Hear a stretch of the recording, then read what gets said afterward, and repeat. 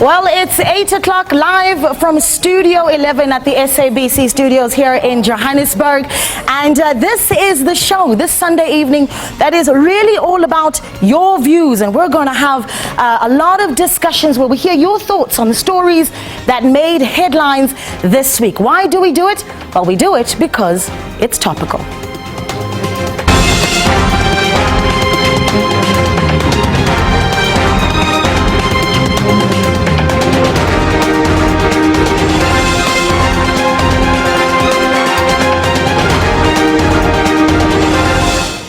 It's chaotic in the studio even as the weekend wraps up. A very good evening to you, South Africa, and those watching around the world. My name is Naledi Molo, and I'm standing in for Blaine Herman, and this is It's Topical. It's so good to be with you on this unique show where you have your say on the burning issues of the week. We also bring in the experts. We ask them questions, and you gain facts, opinions, perspective, and context, which is, of course, important on this show. Now, as usual, our central voice of the show is here. That there is our digital audience. They join us now. Hello, digital audience. A good evening to you, and thank you for giving us your time on this Sunday evening. They, of course, are joining us from all corners of the country via Zoom with relevant and important views on the issues of the day. Some will air their views, while some will just be observing the discussion, and we'll come to them a little bit later on in the show. Now, this is what we are discussing tonight. Copper and other metal theft has been rife in South Africa lately, costing Eskom, municipalities and transport agencies billions of rands. Now, these thefts have had a significant impact on businesses, on our communities and the economy, and of course you, which brings us to the question that we're asking this evening. We're asking, how has cable theft in your area affected you, and what can be done to address the issue? So come with me as we have this discussion, because it is essentially a discussion where, as I said a little bit earlier as we started, where we want to hear your thoughts. So make sure that you get in touch with us on social media. This is what it's about.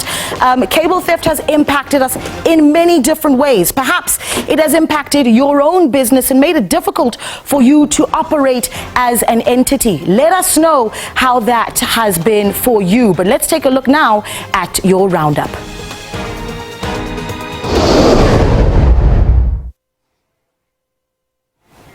Well, remember, here at home, you're a vital part of the show, so share your thoughts with us on our social media platforms. Our numbers will be flashing across the screen regularly throughout the program, so make sure that you get in touch with us. This is what it's about. It's about your view. Let's get into the roundup. These are some of the big stories. The NPA says Major General Philani Ndlovu, who died earlier this week, was not a crucial witness in the Senzo Meyiwa murder trial. The NPA also confirmed that Ndlovu didn't submit a statement or affidavit. Ndlovu was one of the first police officers to arrive on the crime scene after Meyiwa was shot at his then girlfriend Kelly Khumalo's mother's house in Vosloorus back in 2014. I think we all remember that fateful day. Defense advocate Malisela Tefo told the court that he believes that the crime scene had been tampered with, and he wanted General Ndlovu to take the stand as he was one of the first at the scene. Meanwhile, legal experts say if Ndlovu was indeed a state witness with key evidence, then this could have been a major impact on the case. But let's take a look at that clip right now.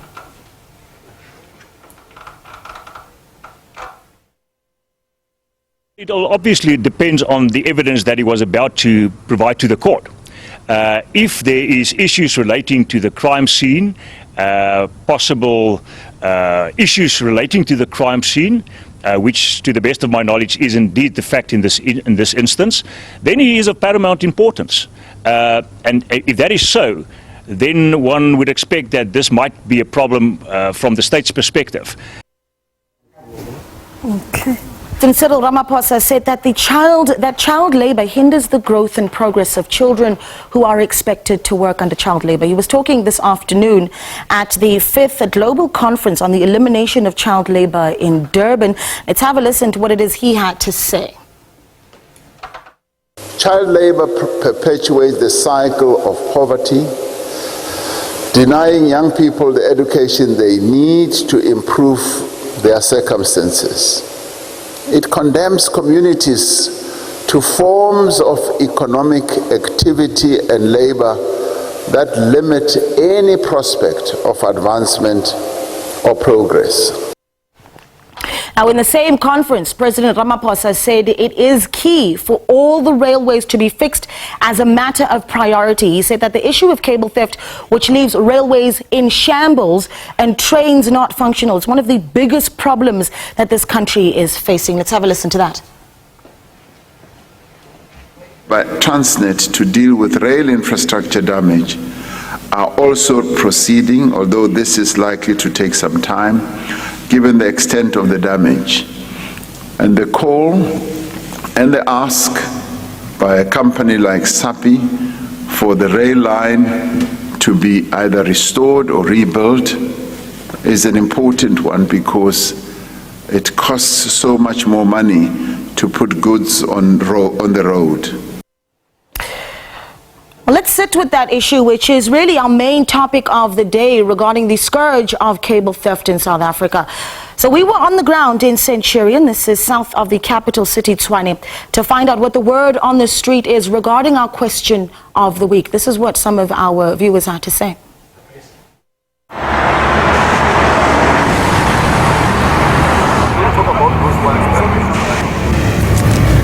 How does cable theft affect you in this specific area? We've been without power since Sunday around about 2 o'clock in the morning. Yesterday for myself, I had to go to a coffee shop to start working, which I need to pay for data out of my own pocket. It's ridiculous. Every day there's some sort of interruption, whether it's water, whether it's electricity. Nobody can live like this. Some old people staying here needs to be on oxygen. Where do they get it from if they don't have any power? It's really ridiculous. Sinyangile, sidiniwe, basitshela izinto eziningi. Asikwazi ukusebenza ngoba ugesi awukho. Amafoni acishile, asikwazi ukuthola ama-phone call, ama-laptop acishile, asikwazi ukwenza lutho nje, asikwazi ukupheka, asikwazi ukugeza. I am really upset because I moved into this area 10 days ago.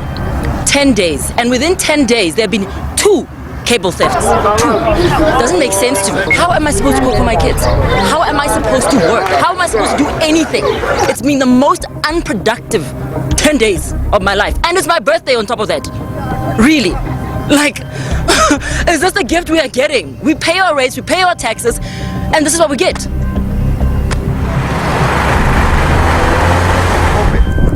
Without covering this place, because when it's like this,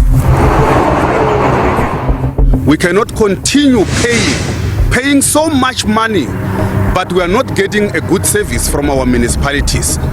Cable more now and then, even today, I got my card, but Stone reach every day. Not the number officer again. They're doing absolutely nothing to kind of like cap this issue because of, there's not even security that patrols around here that comes from city of Tshwane. They only comes and give us excuses all the times. There's kids that need to go to school. There's people that are having cold water baths and all of that. So please, guys, we need to get the community together. We need to stand together and get this issue resolved, because we cannot continue like this. Please, we are begging the guys, we are begging the councillor to please assist us in this matter. Thank you.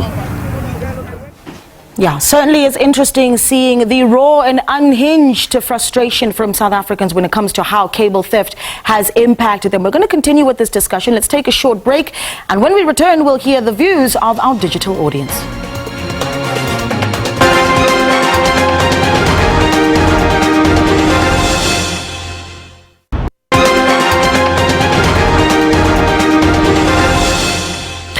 Welcome back. Well, you're still watching It's Topical, a show that puts you, our viewers, at the center of the discussion. So make sure that you have your say regarding the burning issues of the past week and interact with us on our social media platform. Now, later on, we'll be taking calls as well, so make sure that you stay tuned.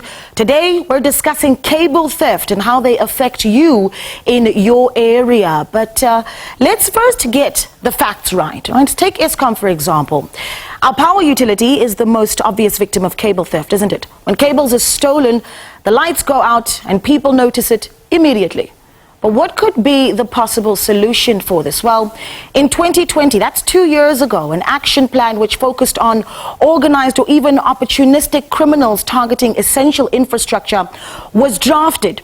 Infrastructure such as cables, transformers and substations in the case of Eskom were targeted. A multidisciplinary task team involving the South African Police Service was also established, and these were the role players in that regard. Let's take a look at them here on the screen behind me. You have in that list the Detective and Forensic Services Division. Then we have the Crime Intelligence Division. Of course, we've talked a lot about how we need crime intelligence in the country, really, to help us understand criminal activity. And then there's been the Visible Policing and Operations Division. There's a corporate communications component, a strategic management component, and the Directorate for Priority Crime Investigations. It's a big unit with many moving parts. And of course, the action plan's objectives, very, very interesting. This is what they aim to do. That is to prevent, combat and investigate national priority offences, to ensure availability of reliable and validated criminal information, which is a very important one, that we're able to make sure that the information coming in on cable theft is valid. And then, of course, there was the issue of making sure that there's effective support during the investigation of a crime and to provide specialized response capability. These are some big targets that they've set for themselves, but this is what they've come to in terms of results. 28 arrests in 15 cases between May 2020 and December 2021, and only 3 that were sentenced to jail time. Are you happy with those numbers? And of course, we do want to say this, that those numbers and the number of arrests could possibly have changed. According to the police ministry, the crime stats for the fourth quarter of 2020-2021 financial year will be released before the end of this month. But certainly a big talking point. Are you happy with those numbers of 28 arrests in 15 cases between May 2020 and December 2021? How do we improve those numbers? And we're going to hear the views of our digital audience in a moment, because they've been impacted by cable theft. One would wonder just how many areas and how far the challenge actually stretches.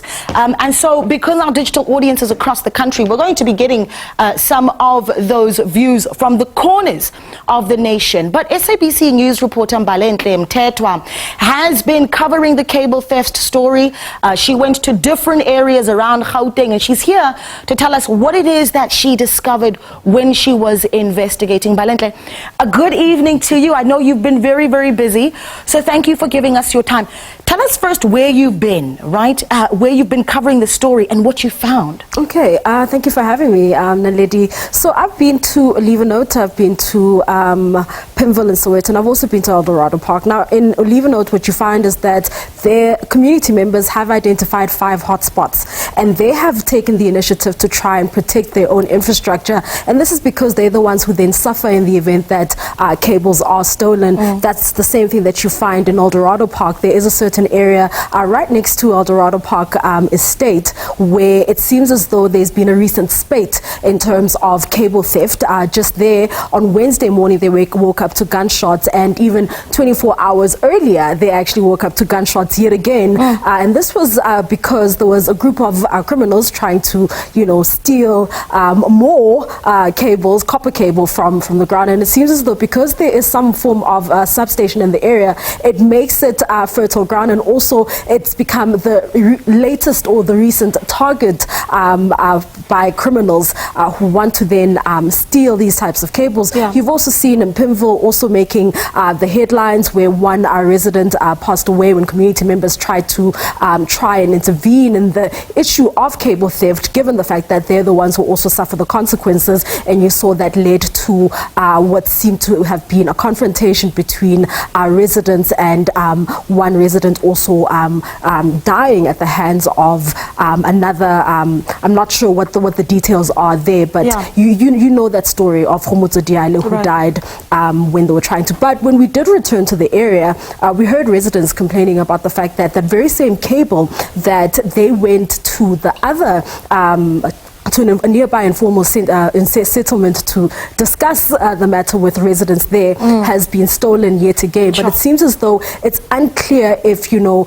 these cables are actually getting the protection they need, and if, you know, law enforcement officials are able to even, you know, protect such crucial infrastructure. Yeah, I mean, it sounds to me that cable thieves in this country are relentless, and obviously our communities are exasperated and they're exhausted.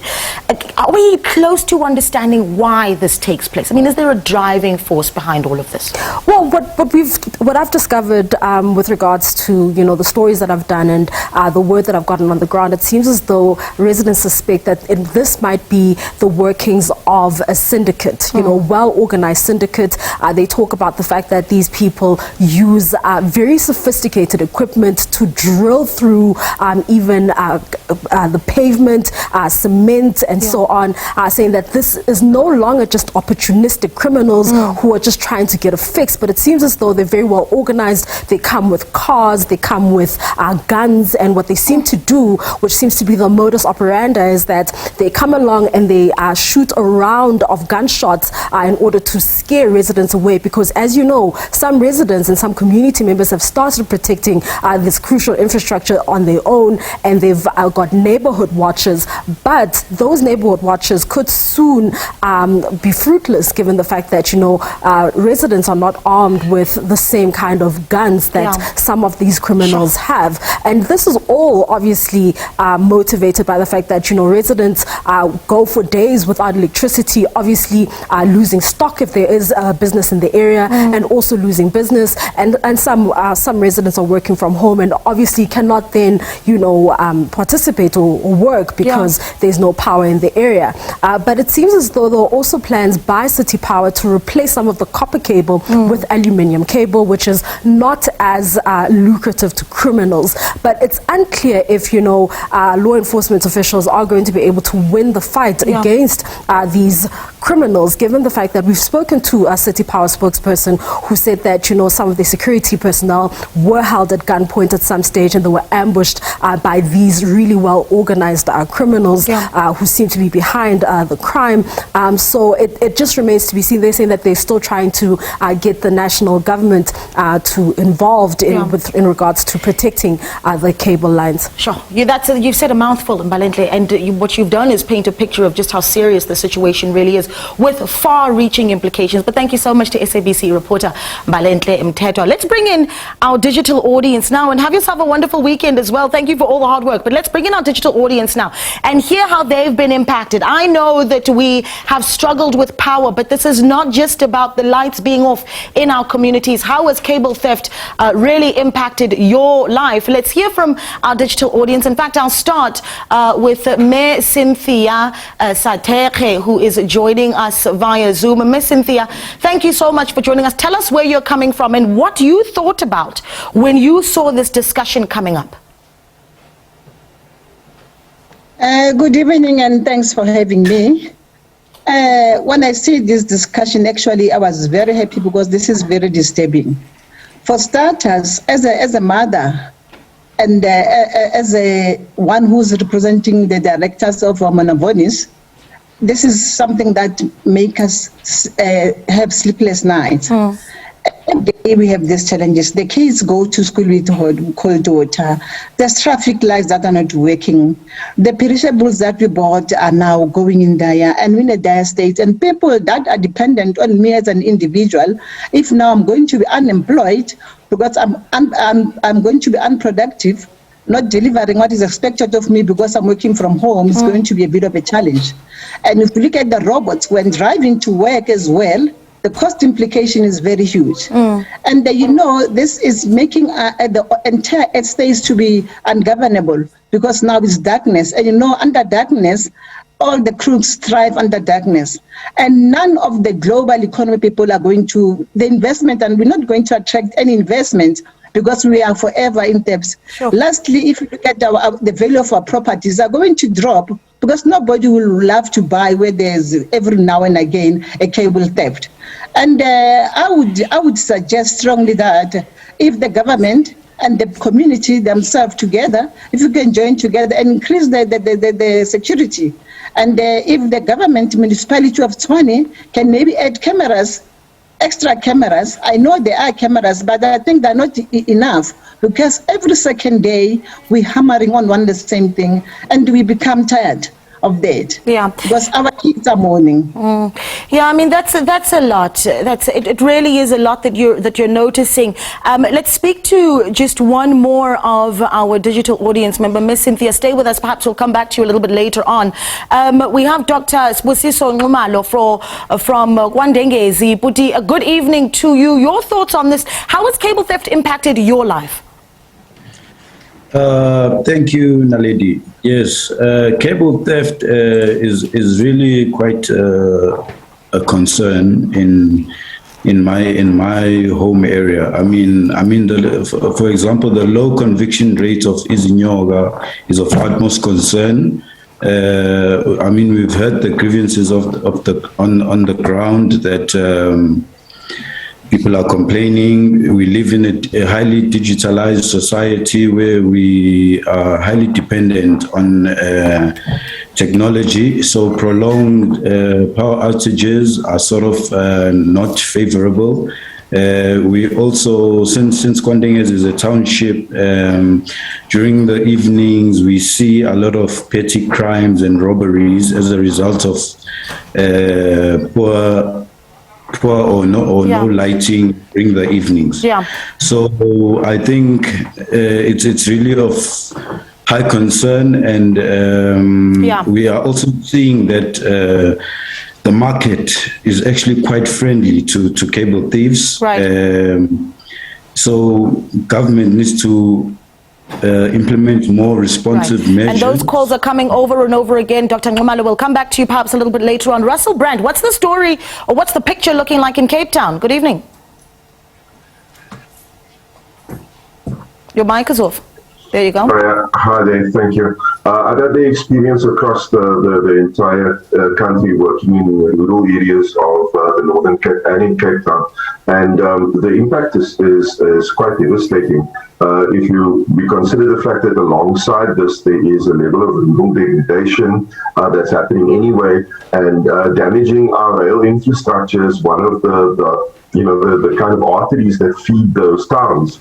So it has much larger systemic impact across agriculture, mining. Mining is running at, our mining infrastructure is running at 40% right now. So those are emerging mines that can't get supply to feed a global energy crisis right now. This is a time where we should be benefiting, but we are instead, chained down by infrastructure damage. Yeah.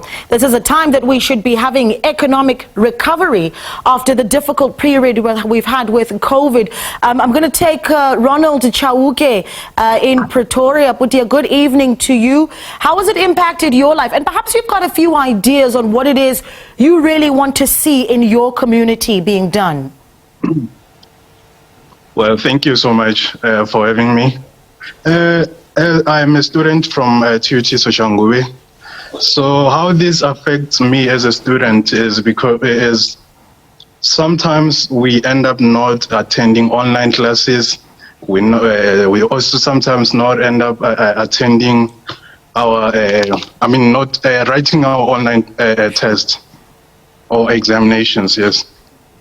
Yeah, that is concerning, where the lives and the education of our youth is impacted. We need to get some solutions, and I know that we're going to try and get some from our digital audience and perhaps from our experts as well. But we also asked you to send us some of your WhatsApp videos. Let's take a look at some of those. Sasazi uMichael kwaMaqabaza lisedurban ngokuhlala. Msasazi nifuna ukuphawula koludaba lama-cables msasazi. Inye into enganceda msasazi kukuba urhulumente athathe isinqumo sokuvala ama-scrapyard, or else athole enye indlela yokwenza i-recycle yensimbi, kungathengiswa ama-cables. Andiyiboni enye indlela enganceda olu daba msasazi ngaphandle kwalokho. Cable theft has been a serious issue in my area. We've had no electricity, no trains, nothing, everything is scrapped up. The challenge is the the scrap people who are buying that scrap are the ones that are fueling this crime. So if the government can be able to clamp down on the scrap metal buyers, and then this can be solved. It's a serious problem. Here in South Africa it's very sad because people are dying or losing their lives due to cable theft because the thugs come armed and they don't hesitate to shoot. So my question is why government is taking so long to stop the sale of cable, because they are the ones that are causing this. They fail to stop it by bringing police and law enforcement. So why don't they just close the scrapyards? I'm Eric Matebula from Shogo. This thing with the theft of cable really affects us in our area, especially nowadays. We are using toilets inside the houses and it needs water. Once there is no electricity just because of the cable that has been installed, it's going to affect the whole family. And I think this thing, ESCOM must come with some awareness campaign so that people can be aware that if they see someone stealing the cable, they must immediately report it to the authorities. They must also make some steering committees that will work with ESCOM in the villages. Thank you. Very interesting that some of those comments are really offering solutions because people want this problem fixed. Well, after the break, we'll introduce you to our guests, so stay tuned. We're back in a moment.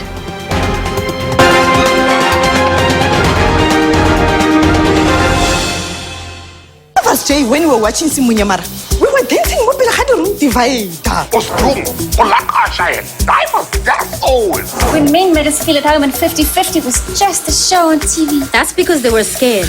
Now we're learning lessons from the real bads on the estate and Guyana. Hotspot selling sets mom just right for the weekend.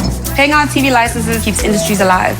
Let's stay informed, educated, and entertained. Telling stories for the now generation. tvlic.co.za.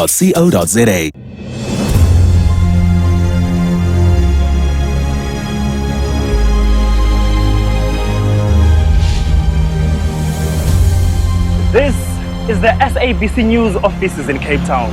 This is where we bring your stories so that you may have a voice. Come follow us inside. So Mariska, the story went very well yesterday. Good. How are we taking it further today? I've spoken to a few people who's agreed to be interviewed, so I think we can get going. All right, let's get on it. Great stuff. Means Amanda has not 4 good meals later. Hey Tandy, hey Vanessa. Hi there Mariska. By the way, Vanessa, how are you? We are on deadline, you know. Tandy, I actually have my script right here. I'm ready to go and package. Let me do that right away. Second checking, SABC News, George. And this is where we put it all together to bring you the news. Your SABC, independent, impartial.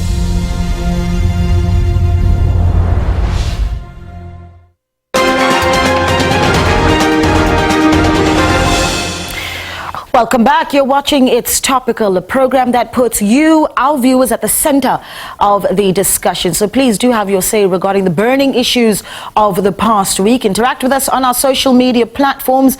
Later on, we will also be taking some calls, so make sure you stay tuned. Today, we're asking, how has cable theft in your area affected you, and what can actually be done to address this really big issue? Well, now to a tale of darkness. Imagine having to deal with back-to-back unplanned power cuts almost every week. Well, that's exactly what the Olivenhoutbosch township experiences south of Pretoria. Residents say this is due to the frequent cable theft, as cables are dug up and stolen again just days after being replaced. Pensioners and sickly children are among those bearing the brunt, and they're calling on government to intervene. Our co-producer, Maheketa Mohlabe, reports. Gauteng's troubled township of Olivenhoutbosch is a township targeted by cable thieves, and residents here are running out of patience. Just ask 76-year-old Joyce Skomolo. Ibuhlungu kakhulu lento ye cable theft. Ngeze ngamanzi abandayo nabantwana makufanele baye esikolweni ngoba bafunda kude lene Midrand High. Funeka bageze ngamanzi abandayo. Ay medication yomntanami. She looks after her 4-year-old grandson who's asthmatic, and his medication must be stored in the fridge. Inamanzi phezulu ngoba idefrostile. so ke awuna chance ufanele ukuthi lo mntwana umphuzise lo muthi ngoba you have to follow up i-medication yakhe. During this interview, lights off. Kodwa ibe ingekho right. Namanje nje uhambile. Nakho awukho ugesi. Uhambile. This is the plight of a helpless elderly citizen and her peers in this community. Ka modendenya o rekile dijo vele ka fridge di bodile. Hore a re go di reja eng a re tsebe. Re ala tlhama bona tima na go 3 days. Ase bona ba ntse monate re na mo fatshe re ntse botlhoko. Ka nako go bua divutu kwana thoma re ba bona ba tla mo rena ba tlo kopa support mo rona. So re kopa ba theoge ba tle ba re thuse. Residents say there are at least 5 cable theft hotspots in the area, and this is one of them.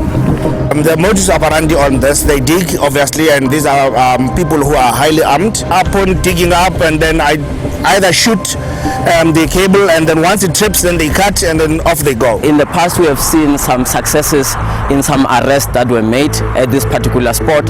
However, those arrests, at this moment in time, we don't even know what happened to the people that were actually arrested. Our police are very active these days because of now we have got a new station commander. However, they are running out of resources. So what we do as a community, we invited everyone that also wants to participate in adverting the cable theft. For Olivan residents, nothing else matters now. All they want is answers from the lawmakers, including Tshwane Mayor, to be the boots on the ground in the fight against what they call cable mining in the area. For its Topical, Amara Geta Mutlabe, SABC News, Olivan, south of Pretoria. Well, let's try and get the answers that community is asking for to help us unpack this issue. I am now joined by the acting mayor of Tshwane, MMC, Peter Sutton. And later on, we'll also be joined by technical advisor from the South African Revenue Protection Association, Renz Binderman. Our digital audience is still with us. They're joining us now via Zoom from different parts of the country. But let's speak now to the acting mayor of Tshwane. Mr. Sutton, welcome to the show. Thank you so much for giving us your time. Residents are frustrated. Talk to me about the efforts that are in place and just the success rate that you are having and what the challenges are. Let's be honest to the viewers. Thank you so much, Naledi, and good evening to you and good evening to your viewers as well and to the panel. Thank you very much for this opportunity. Look, up until now, we have not had these successes that we want to see with this. We do have a dedicated cable theft unit that do get successes, but we see that the sabotage or the non-technical losses, as we know cable theft are completely crippling the city of Tshwane economically. In terms of infrastructure, maintenance-wise, and of course from a revenue perspective. What we are progressing on now is to introduce more technology into this fight. What we have learned is that warm bodies makes a difference, but it's not always the full solution to the problem, as many of our cables, especially in the Liebenhardtsbosch on the R51 or the R501 rather, and to the west of Centurion, are in open areas or open felds, which makes patrolling of them very difficult, where technology that we have piloted in the city can help to combat that. So we've approved a tender in the city of Tshwane to allow us to utilize technology to help us with this fight going forward. Yeah, I know that our digital audience did have a few questions for you, particularly those that are living in Tshwane. If you are one of our digital audiences, please do put your hand up so I can see which of you wanted to ask a question to Acting Mayor Sutton. Put your hand up, please, if you are. Okay, Mr. Mandla Mashiro from Centurion, you've got the floor. Thanks for having me on the show. Can you hear me? Yes, we can hear you. Go ahead. My take on this is that apparently we are spending plus minus 7 billion rand a year because of cable theft. Now I'm trying to think our municipalities are not doing enough, because this is money that they should have actually anticipated and spent. I mean, there's a lot of technology like drones, like cable alarms and monitors, just to make sure that we don't get as far as to get our cables to be stolen, because it affects us, it affects our kids. I mean, every day, almost every week actually, in my area in Tshwane, we always get this problem. Yeah. So I wanted to find out what is the spending right now? What is the municipality going to spend, and how are they going to do that? Okay. And then what kind of technology? That's a very good question, and I'm going to bank it for a moment before we bring it to the acting mayor. But we've got a few hands from Centurion, in fact. So let's speak to Mr. Lloyd Mphahlele in Centurion. Mr. Mphahlele, good evening to you. Good evening, lady, and thank you for having me on your show today. So my question to the acting mayor is more around, the policing of these hotspots. I mean, I heard now just moments, ago, he indicated that there's a special division, that takes care of this. And I'm just, thinking to myself that, I mean, in the last, this month already so far, we've had, 2 cable breaks. And this, says to me that, there might be an issue, of capacity. But then there are other solutions, that I wanted to just get a take from, the acting mayor on, around just, deterring easy things like, grass cutting to improve visibility, street lighting, which would really discourage, these criminals from, thinking of committing this act. So, I mean, the whole year, this year, I mean, my observation is that there hasn't been any grass cutting along, say, the R55 in Monovanie, where I stay. So I'm thinking this is a big issue, because it creates, a haven for the criminals to hide. Yeah, so that's a very good point, Lloyd. I'm just going to come in there in the interest of time, because you've made those are very strong questions that we've got from Mr. Mashiko and Mr. Mphahlele, and I'll get for money in a moment. But Mr. Mayor, respond to those. The first question was around technology. Innovation in dealing with the problem, and then the issue of capacity came up twice. But Lloyd also raised the issue of perhaps it comes down to just continuing with the beautifying of our areas, and it's not just about the aesthetic, it also is about safety and visibility in our communities. Yeah. Thank you so much, ma'am. Definitely. I think let me first answer the question from Mr. Mashego. So we are making available in this budget an amount of 360 million rand that we will use for the watchman services, which includes the technology, so that we can deal with the non-technical losses, or at least try and impact them. As much as we can. And I must just say, we have a major problem in Centurion, but it's over the entire city of Tshwane that we have this problem. We see what's happening on a national level as well. We see what's happening with PRASA, and we see what's happening with our streetlights as well, how they rip the cables out of our streetlights. So the situation is completely out of control. So the technology and the budget that we have now, that we're making available, will go to that technology. There are various types of technology. There are technology that we will make available to assist with the underground cables, with overhead cables. We're making use of drones already in the city to assist us with cable theft, and a few other aspects. But obviously, we can't give all the details out, as you would understand. And also just to say that the technology will not only just go to cable theft, also our substations and our secondary substations and our mini substations, which are also being vandalized at an alarming rate, will also be included as part of that. And I think I think it was Lloyd who raised a very pertinent point, and I think that's just the basic or those basics that we can do as a city that can help to address the problem. Like, for instance, cutting grass, like, for instance, making sure that street lights are working in areas. But then I also want to say that we also have our streetlights being vandalized and the effect that has on our infrastructure. Yeah. But that's a very good point, and I think that's an aspect that we can do as a city, and that we have already started speaking about getting better structures and processes in place so that we can at least do those basics. Yeah. I really wanted to hear more from our digital audience, and I hope that we'll get an opportunity to. But thank you for giving us your time, Mr. Mayor. Stay with us because the conversation isn't quite over just yet. But now to a solution-driven insert, because that's what we need at this point. We need answers. Here's our citizen journalism insert. We meet 50-year-old Frans Tshwane and his team of patrollers in Olifantsfontein, south of Pretoria. Now, for a month now, they have been patrolling the streets day and night to guard against the ongoing cable theft at various hot spots in the area. And they say electricity cables are stolen at least twice a week, especially during load shedding. Even transformers and substations are not spared as they are vandalized and some of the equipment is then stolen. And despite the cable thieves believed to be heavily armed, Tshwane and his fellow heroic residents remain unfazed. Let's listen to them as they share their own story.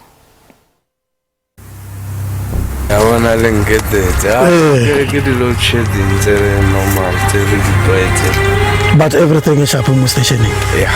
Our problem. Everything under security control.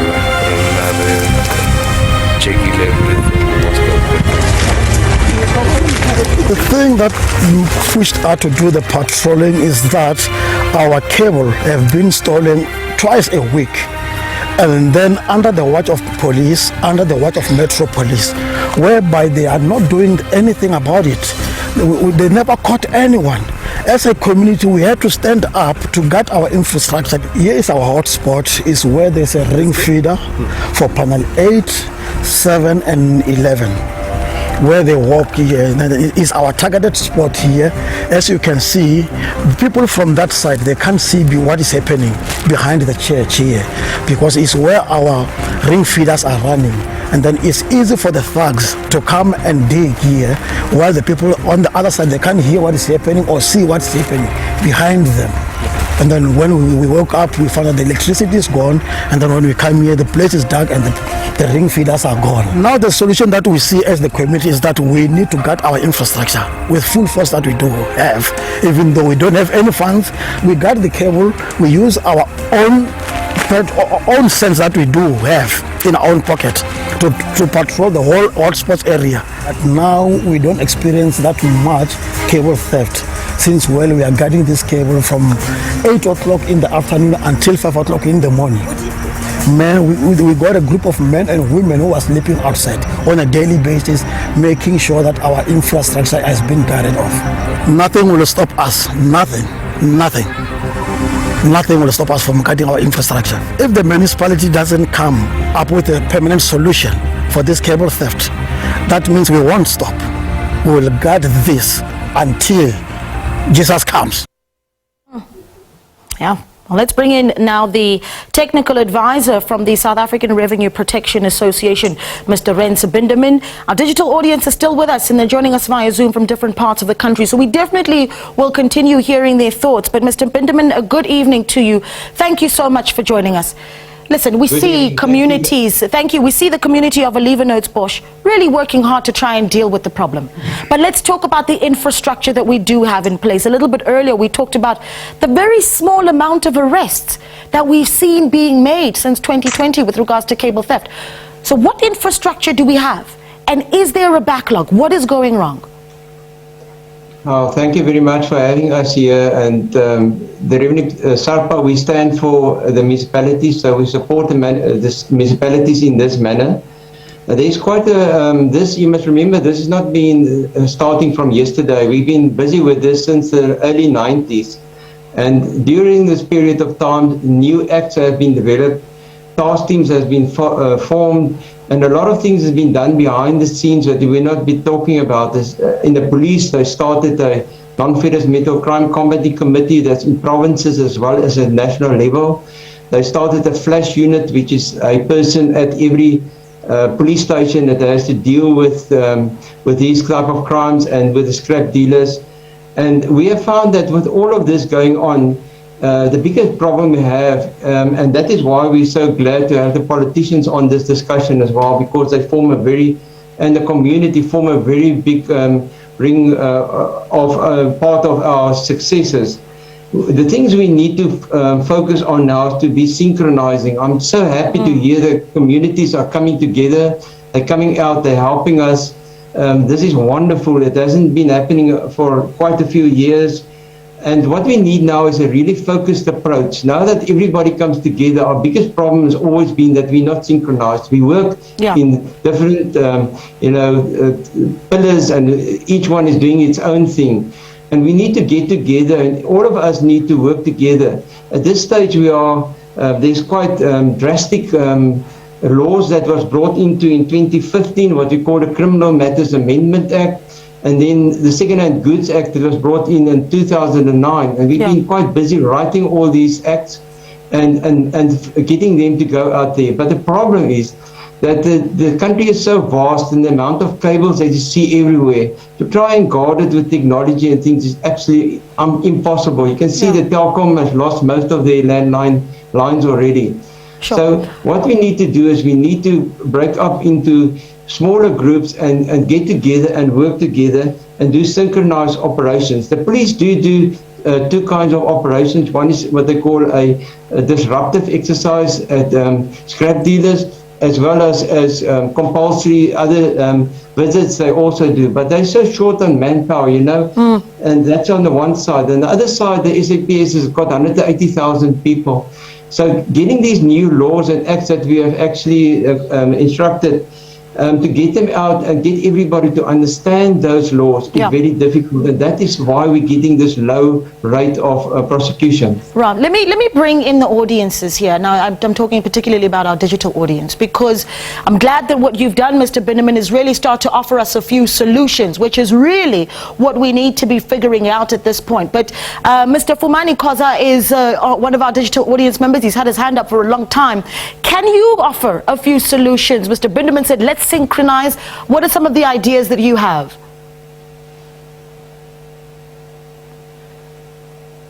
Your mic is off, Mr. Khoza. Mr. Khoza, your mic is still off? Okay, while he tries to get his mic up, let me hear quickly from Nqeto in Centurion. Nqeto, solutions, help us out here. What do we do? Hi, thank you for the opportunity. On my side, to be fair, I honestly have a question for the acting mayor, because 10 years ago when he was the ward councillor for Ward 78, he was saying the very same things that we are saying today. Today, he's the acting mayor, and the very same problems are still there. So what I want to find out is, in 2012, the very same issues were there. It's 2022, he's now the acting mayor. Can he tell us exactly what the problem is and why it's so difficult for the city to tackle these things and not give us a political answer? Tell us exactly what the problem is. Okay, Ngeto's still looking for answers, and I might just have the time to give Mayor Sutton, or Acting Mayor Sutton, an opportunity to respond. Palesa Lebenya in Durban, good evening to you. Do you have solutions? This is essentially what I want to do, because the far-reaching implications of cable theft are felt across the board by South Africans. Let's start finding answers. What do we do, Palesa? Good evening, and good evening to the viewers. I think one of the points that were made largely by some of the comments that I've been seeing on the screen with regards to regulating scrapyards. They are our biggest problems, because they take anything and everything without really realizing the impacts that it has on our society. I think also we need to do better education among our citizens, among our communities. We need to protect our infrastructure, because I mean, if we don't protect it, who is there to protect it for us? We suffer every day due to these acts, and we are very accepting of them as communities, and we're not doing enough. I think it's really important that we collect each other as citizens, and we try and defend what we have in our communities. But also the SAPS, the SAPS, I feel also our intelligence in the country is not doing enough, because these are big syndicates. It's not like it's small, it's just individuals stealing cables to make petty cash. These are syndicates. Recently in Durban South, there was a syndicate worth of like 4 million of cables that was, that was exposed, and it had to be a security personnel who saw the fire being banned because they're trying to get rid of the insulation from those cables. So these are problems that are there in our communities. We know who the people are who are causing these problems, and we need to be whistleblowers and also just, be aware of these situations, because it's nice to be stuck in traffic every day of the week. That's a very good call to action, Balisa. A brilliant call to action. Thank you so much. Mr. Mayor, I'm going to come back to you because we haven't spoken to you in a while, and we had one of our viewers earlier, just a few moments ago, saying to you, we've heard the promises. We heard them 10 years ago. It's 10 years later. We need answers. So why is it that it's seemingly, according to some of our digital audience, that we're singing the same song over and over again? Thank you very much. Well, firstly, let me just say 100% correct. I'm still the ward councillor in Ward 78, and I have not changed my opinion about technology. Back 10 years back in 2012, 2013, I was an opposition councillor back then, and I had the same tune about technology. Now that I'm the acting mayor and an MMC, we approved the tender for technology. So we're definitely keeping to our promises and moving with it. And it's something that I feel very strongly is that we can't simply do this with manpower alone. We need technology. And then also, we obviously need all spheres of government. And the one thing that I always find interesting when we have these discussions about cable theft and not taking anything away from the responsibility we have as a metro or as a municipality to react and to do what we can do. But I very seldom hear people speak out against these criminals sabotaging and crippling our economy. And many of these are community members and people in our areas. And we need the community's help there as well. We need all spheres of government's help in this regard, and we need to make sure that we have a holistic approach. So, it cripples the city of Tshwane, because the more cable theft we have, the less revenue we can generate with these non-technical losses, and the less the revenue we can generate, the more strain it puts on basic service delivery as well. So it is a major concern for us, and that's why we're moving with the route of technology. And now, obviously, we have the struggles going on at the moment politically about all sorts of other aspects on that, but technology is definitely the way we're going forward. Thank you, ma'am. Well, thank you for that, Acting Mayor Sutton. But let's quickly take a look at the social media comments that have been coming up after we asked you on social media. And once again, if you've just joined us, the question we're asking is, how has cable theft in your area affected you, and what can be done to address the issue? Let's see some of the tweets as they come up on the screen. There they are behind me there. One of the tweets says the refrigeration spare sales. This tweet says the most guilty are those who buy stolen goods. They support thieves, and then they blame the government. That's one of the tweets that's come up. In fact, that one is on Facebook. Another one that says, this is from Savas Nathaniel, who says, until they ban scrap dealers entirely, this problem will continue unabated. Let's see another comment now. Reluctant xenophobe. Ooh, interesting name there. Says the latest word now to describe our outrage over cable thieves is we are haters. Let's see how the burbs will deal with this issue. Well, the reality is cable theft has now started to impact all communities across the strata of our country. And then Chihera on Facebook says, close down scrapyards and license them to be opened. Regulate copper like gold. Arrest the cable thieves and don't give them bail. Crime is crime. They should pay. Well, make sure that you get onto our social media platforms and share your thoughts as well. Those tweets are having come up there. And of course, get onto Twitter. Always wonderful to hear your thoughts. And perhaps we can find solutions. And that's essentially what we need to be hearing at this point. But what a rich discussion, and I hope that one that continues even on social media and in our own communities, and perhaps we'll see more communities like Olivenotes-Bosch. But time is up. But before we go, here's my take, and I want to start from a place that says it really is the little things that count in the end. One can argue that we have among the highest sexual violence rates in the world, that we have an alarmingly increasing murder rate in the country that we call home. So perhaps it's easy for us to say that cable theft is a less important crime, that we have bigger fish to fry as a nation. But that really, it couldn't be further from the truth. The reality is that with cable theft, the trickle-down effect is colossal. When cables are stolen, it's not just a traffic light that is down. And worse yet, it's not just the power supply that is interrupted. It's a horrible stalling of our economy in areas. That means eventually we have more people desperate to put food on their tables as businesses buckle under that pressure. More desperation really is not what this country needs, not at this time. And it also means that lower levels of security is what we see in our communities when our streets are dark and our households then become more vulnerable. And that leads to more exposure to crime. So where do we end up? We're back to square one, where we face the terrifying numbers of crime increasing in the country. The cycle just goes on, but we have to keep asking government and law enforcement to clamp down on the situation. And you know what? We will continue to do so.